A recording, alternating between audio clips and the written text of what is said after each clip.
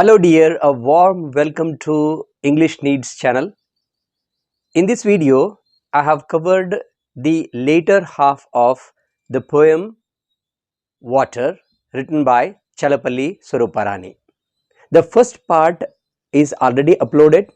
If you have not gone through that first part, then you can watch it after watching this video. The link is given at the end of the video.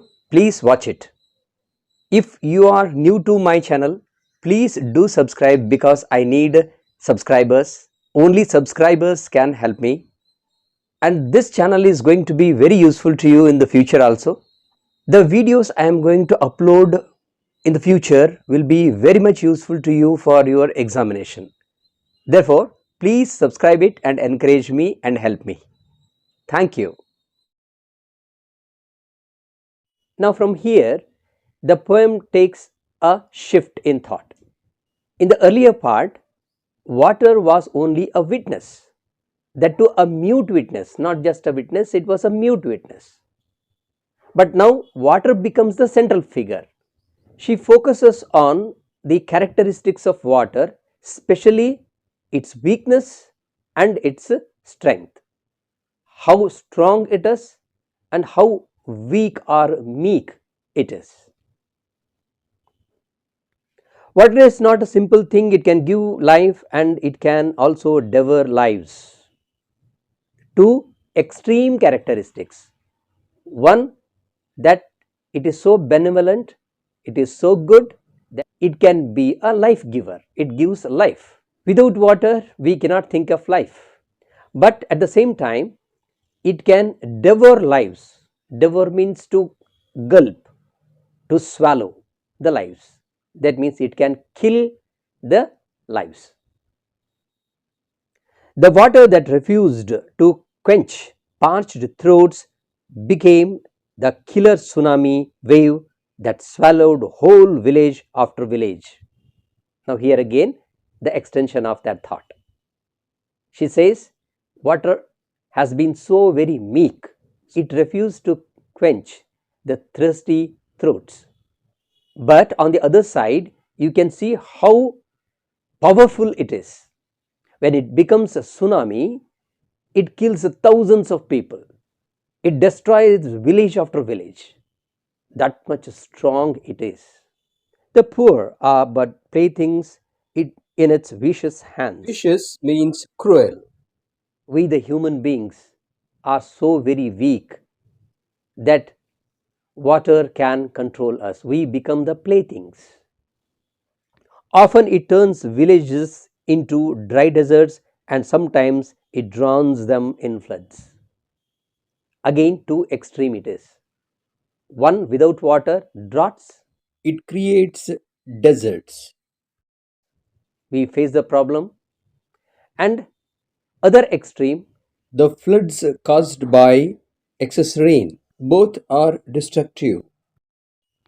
between the village and the wada, between one state and another, this water can ignite many struggles and strife. Here, another characteristic is brought out. In this stanza, the poetess sees another face of water, another characteristic of water. That is, here it is seen as a cunning person who causes fight between two entities. Water can become the bone of contention between two entities.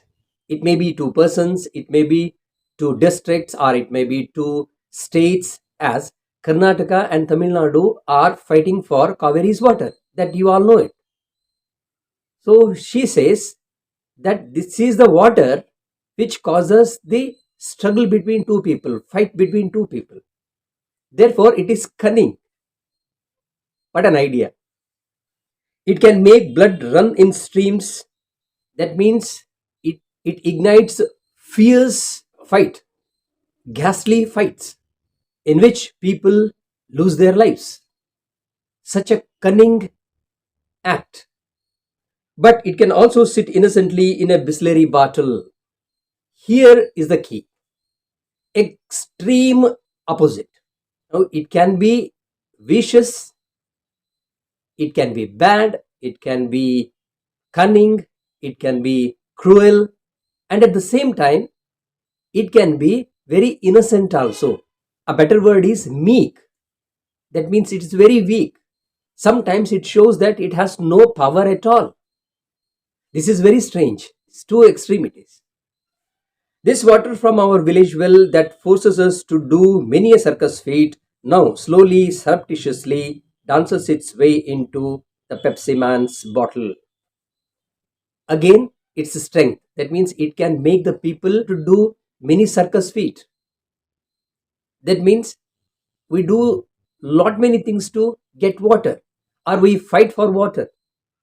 But when it becomes weak, we can see that it becomes the plaything in the hands of a Pepsi man.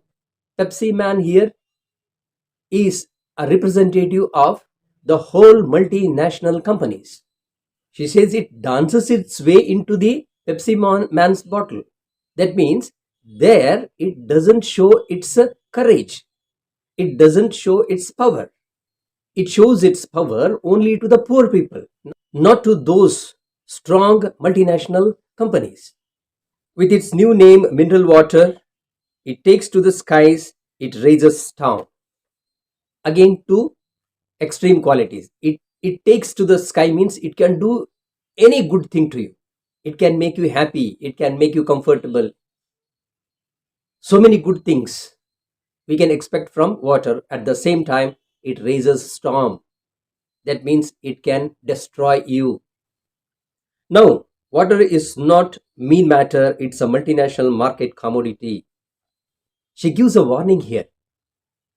Don't think that water is a simple thing now. It can become a strong exploitative thing. Anyone can use, any strong man can use, any intelligent man, manipulative man can use water to exploit the masses. This is also very important to note. As they say, water is omniscient, it contains the word.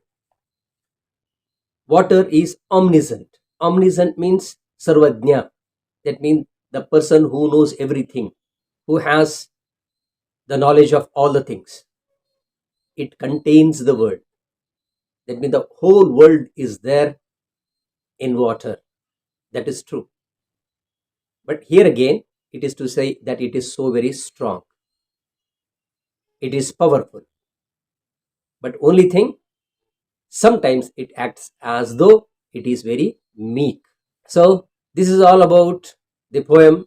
I hope that you have understood the poem well now. And this may not be sufficient for you because you have only heard now. In order to write better answers, you can go to my another channel. There I have uploaded a video containing the summary of this poem. And if you want the Kannada explanation of this poem, again you have to go to my other channel, Vijayeendra Kshatriya, and this channel is going to be very useful to you in the future. Please do subscribe. Thank you once again.